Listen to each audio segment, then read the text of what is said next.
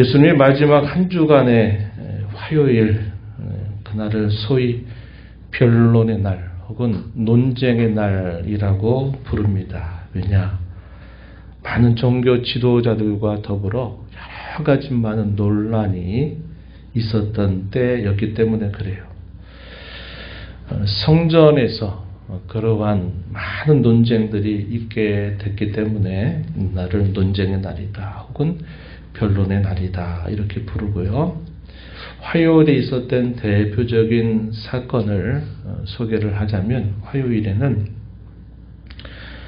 월요일 날 아침에 먹을 것이 있나 무화과 나무를 보셔서 그 열매를 찾았는데 열매가 없었던 무화과 나무를 향하여 저주하신 바가 있죠. 또다시 화요일 아침에 나오다 보니까 어제 말씀하셨던 그 무화과 나무가 뿌리째 마른 것을 보면서 그에 관하여 예수님이 교훈을 주시는 내용들이 화요일 날 있게 되고요. 그리고 성전에 다시 제자들을 데리고 들어가시게 되니까 종교 지도자들이 이제 벌떼같이 예수님을 향하여 많은 논란거리를 제공해서 서로 논쟁이 벌어지는 일이 있게 된 겁니다.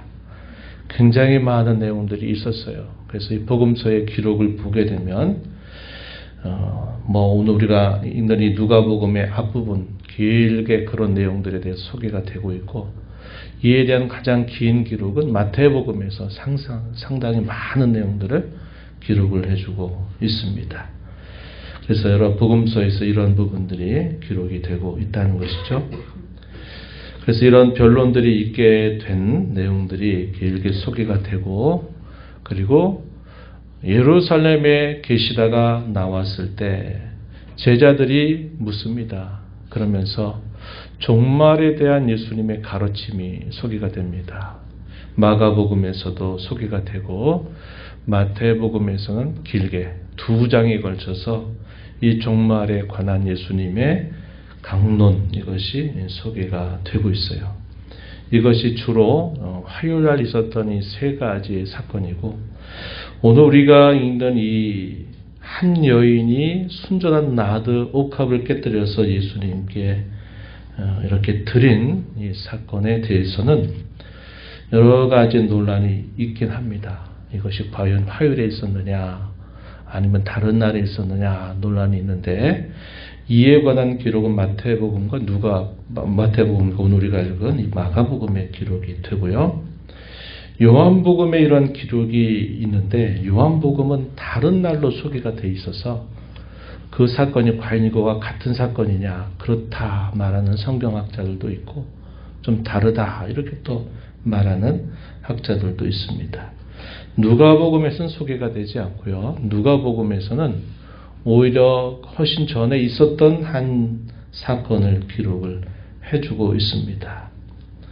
그 여인의 정체에 관해서는 구체적인 말은 없지만 이와 비슷한 일이 또 한 번 있었다 하는 것을 말해줍니다. 그래서 대다수의 성경학자들은 이것은 예수님의 이 마지막 때 있었던 일이 아니라 그의 공생 중에 있었던 일이다 이렇게 봐서 서로 다른 사건으로 소개를 해줍니다. 우리가 이런 사건을 마태복음과 이 누가복음을 통해서 살펴보면서 이 사건이 갖는 중요한 의미가 있다 하는 사실이죠. 그것을 오늘 우리가 좀 살펴보고 또 함께 기도하기를 원합니다. 다시 좀 소개를 해드리자면, 이렇게 무화과 나무를 저주하신 일에 대한 교훈, 믿음과 기도와 화목에 관한 그런 교훈들을 예수님 말씀하시면서 열매 없는 이스라엘 백성들을 책망하셨던 내용들이 소개가 되고, 성전에 들어가자마자 온갖 종교 지도자들은 아까도 말씀드렸듯이 벌떼같이 달려들었어요. 왜냐? 이 성전에 관한 권위들을 자신들이 거의 독보적으로 여태까지 그것을 지켜오고 또 그와 더불어 그렇게 살아왔는데, 이 예수님이 그곳에서 이 성전을 정화한답시고 그곳에 있는 모든 것들을 다 뒤엎어버리고 그들을 향해 심히 책망하시게 되는 일이 있습니다. 아무도 그 일에 관하여 반대하지 못했던 일이 있었어요. 좋다. 그래서 이 종교 지도자들이 예수님에게 하는 말이 네가 도대체 무슨 권위를 가지고 있다고 네가 이러한 일들을 행했느냐고 따지게 됩니다. 그때 예수님께서 뭐라고 대답을 하시느냐. 좋다. 그럼 나도 너희에게 물을 타니 너희가 대답을 한다면 나도 왜 내가 이렇게 했는가를 분명하게 이야기해 주겠다. 예수님 말씀하셨어요. 어떠한 반문을 하냐면 요한의 세례가 과연 하늘로부터 온 것이냐 땅으로부터 온 것이냐 하는 질문을 던진 겁니다. 이 질문이 참 어려운 질문이에요. 어려운 것보다 그들의 위선 때문에 답변할 수 없는 질문을 하신 겁니다. 그래서 모른다 이렇게 그들이 결국은 결론 내리고 답변을 하게 되니까 예수님도 너희도 얘기하지 않기 때문에 나도 그에 대해서 얘기하지 않겠다 이렇게 말씀을 하십니다. 그때부터 이제 계속 거센 질문을 예수님에게 던지게 되죠. 예수님은 이들을 향하여서 포도농부의 비유, 마태복음에 보면 거기에다가 혼인잔치에 알려져 있는 비유를 통해서 그들의 위선과 그들의 완악함을 비유를 통해서 말씀하시게 됩니다. 그래서 이 사람들은 서로 당을 지어서 어떻게 하느냐 여러 가지 난처한 질문들을 던집니다. 가이사에게 세금을 바치는 일은 무엇이냐에 대해서 예수님에게 질문하고 사두개인들 같은 경우에는 부활을 믿지 않는 종파였는데 부활에 관한 어려운 질문을 또 예수님께 던집니다. 서기관 중에서는 계명에 대하여 논쟁을 또 벌이기도 하고 그런 여러 논쟁들이 있게 돼요. 그러면서 예수님께서는 그와 관련해서 여러 답변들을 주시면서 가르침을 베푸십니다. 그러면서 그 마지막에는 특별히 바리새인들이 얼마나 외식하는 사람들, 위선자들인지 그들이 얼마나 불신앙을 가지고 있는 자들인가를 아주 심하게 책망을 하시게 됩니다. 마태복음에서는 이 책망의 내용이 아주 상세하게 기록이 되어 있어요. 마태복음 23장 기록이 되어 있습니다. 예수님께서는 또다시 예루살렘에 대하여 탄식을 하시게 돼요. 예루살렘에 입성하시던 그때에도 예루살렘 성을 내다보시면서 우셨던 주님은 또다시 예루살렘에 대해 탄식을 하십니다. 이렇게 긴 논쟁을 마치고 제자들과 더불어 다시 성전에서 나올 때 제자들은 당시 헤롯 성전의 웅장함을 보면서 그것에 탐복하는 태도를 취하게 되지만 예수님은 또다시 이 돌들과 이 건물들은 다 무너져서 하나도 돌 위에 남지 않고 다 무너져 버리게 될 것이다 라고 대답을 하시게 돼요. 깜짝 또다시 놀라면서 충격을 받은 제자들이 이제 가까운 감람산에 예수님과 함께 있을 때 예수님 도대체 그런 일이 언제 일어납니까? 라고 묻게 됐어요. 그러자 예수님이 가까운 미래에 있게 될 일, 이게 주 AD 70년에 있게 되는 그 큰 환난의 때를 말씀하시면서 세상의 끝에 일어나게 될 여러 일들에 대하여 말씀하셔요. 이게 소위 감람산 강화라고 부르는 그런 내용들이 소개가 됩니다. 마태복음에서는 이런 종말에 관한 설명과 더불어서 우리가 너무 잘 아는 슬기로운 다섯 처녀에 관한 비유, 달란트 비유, 또 마지막 심판에 대하여 상세하게 기록을 해주게 됩니다. 그래서 이것이 화요일날 있었던 일이죠. 오늘 우리가 읽은 본문으로 이제 들어가서 보시면 1절과 2절에서는 예수를 어떻게 하면 죽일까 하는 방책들을 대제사장과 서기관들이 꾸밉니다. 어떻게 해야 되느냐? 처형해야 된다. 도대체 무슨 빌미를 내세워서 그렇게 할 것이냐 하는 것들을 그들이 공모하게 됩니다. 그때가 언제인가 소개해 주기를 6월절과 무교절 이틀 전이다 이렇게 말합니다. 이걸 통해서 화요일이구나 하는 것을 우리가 추정할 수 있는 대목이죠. 유월절과 무교절 어떤 절기입니까? 이스라엘 백성들이 애굽에서 종살이하다가 그들이 그 종살이로부터 해방이 된 날, 자유롭게 된 그 날을 기념하는 절기가 바로 그런 절기입니다. 세례자 요한은 이미 예수님을 보자마자 예수님을 뭐라고 소개했습니까? 보라, 세상 죄를 지고 가는 하나님의 어린 양이로다. 이렇게 소개를 했어요. 베드로 사도도 훗날 그의 편지에서 예수님이 유월절 양으로 죽으셨다는 사실을 말하고 바울 사도도 역시 그와 같이 예수님을 소개하게 됩니다. 이 일을 누가 앞장서서 했느냐? 이 종교 지도자들이 죽일 방도를 찾으면서 이런 일들을 앞장섰다 하는 거죠. 한편으로는 명절에 밀란이 날 것을 두려워하죠. 왜냐? 수많은 사람들이 예수님에 대하여 큰 기대를 가지고 있는 상황이었기 때문에 밀란이 나면 안 된다 하는 그런 두려움을 가지면서도 그러나 저러나 어떻게든지 예수를 죽여야 된다 이런 또 생각을 하고 있었던 것입니다. 본문 3절부터 9절에 있는 말씀에서 옥합을 깨뜨린 여인에 대한 소개가 나타나고 있습니다. 베다니 나병 환자 시몬의 집에서 식사하실 때 한 여인이 값진 향유, 순전한 나드 한 옥합, 당시에 로마 돈으로 환산을 하게 되면 300데나리온 정도 이상이 되는 그런 값비싼 향유를 깨뜨려서 예수님의 머리에 붓게 됩니다.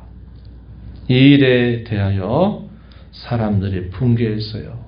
제자들 가운데 누가 대표가 됐을까요?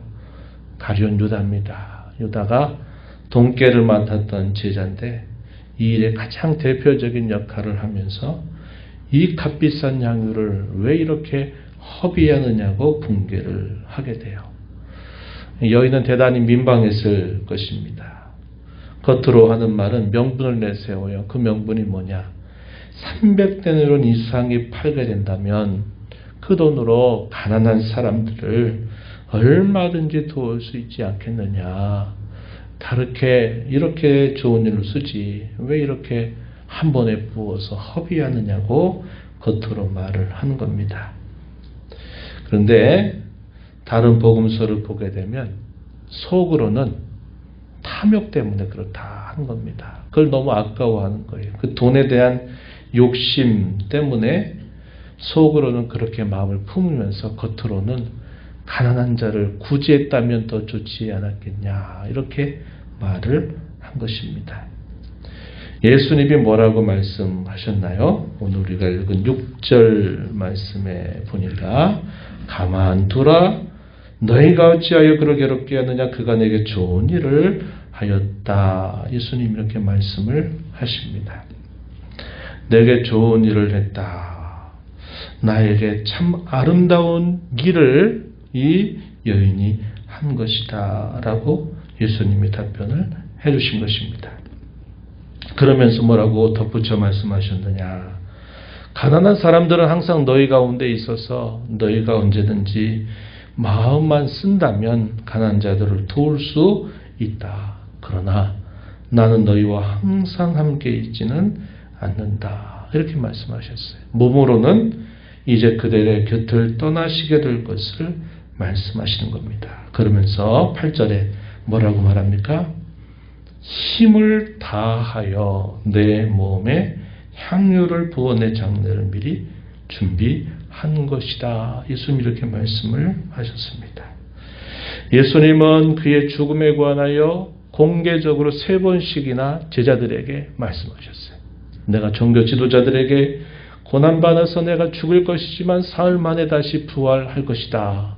예수님이 이렇게 말씀을 하신 바 있지만 어느 누구도 이렇게 되리라고 생각하지 않았던 겁니다.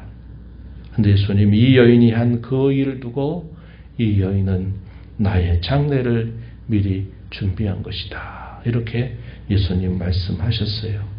힘을 다했다라고 표현했습니다. 이게 무슨 말입니까? 그가 할 수 있는 최선을 그가 다하여 내게 이렇게 한 것이다 라고 예수님은 말씀하시면서 이 여인의 마음, 이 여인의 행위를 칭찬하신 것이죠. 그리고서는 9절 마지막 절 이렇게 말합니다. 온 천하 어디서든지 복음이 전파되는 곳에는 이 여자가 행한 일도 말하여 그를 기억하리라. 이렇게 예수님 말씀하셨어요.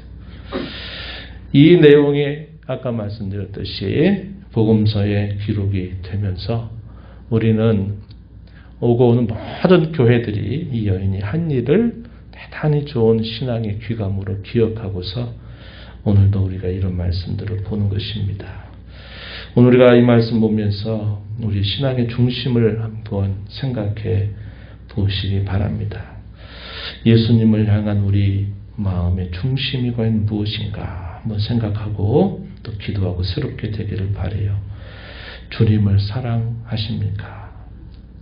주님을 향한 사랑을 혹여나 예전보다 못하다면 내가 어디에 그 사랑을 빼앗기고 있는지를 한번 돌아볼 필요가 있습니다.